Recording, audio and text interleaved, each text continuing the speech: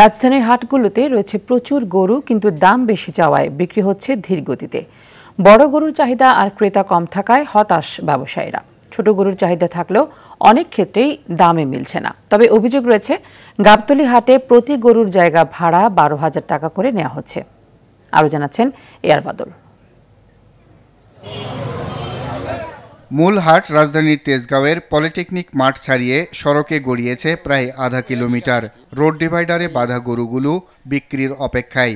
মাঝারি সাইজের গরুর দাম হাঁকছেন লাখ টাকার উপরে। এটা তো মাঝারি সাইজের একটা গরু, এটা আপনি 1,40,000 চাচ্ছেন, এটা বেচবেন কত হলে?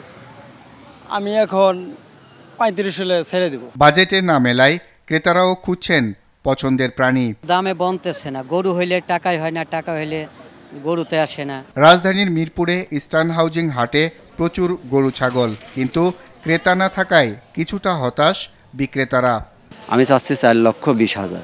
এটার প্রাইস কিরকম? এটার প্রাইস 3,40,000 চাচ্ছি। অনেককে দেখা যায় পছন্দের গরু কিনে নিয়ে যেতে। 1 লাখ নিচে ব্যবহারে চাইছি 1,20,000।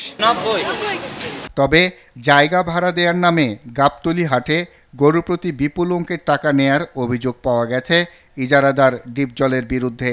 এখানে একটা গরু বাঁধার জন্য আমাদের কাছ থেকে মোটামুটি 12,000 করে টাকা লিছে একটা গরু। হাটটির নিরাপত্তা ব্যবস্থা ঘুরে দেখেন র্যাবের আইন ও গণমাধ্যম শাখার পরিচালক কমান্ডার আরাফাত ইসলাম।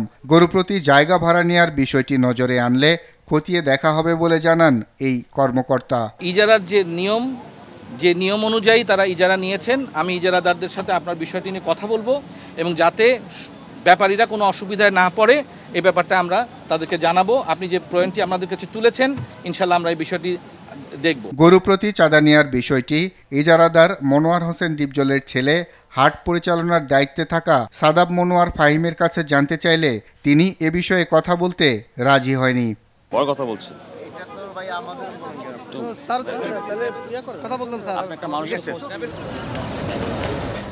এ আর বাদল, RTV, ঢাকা।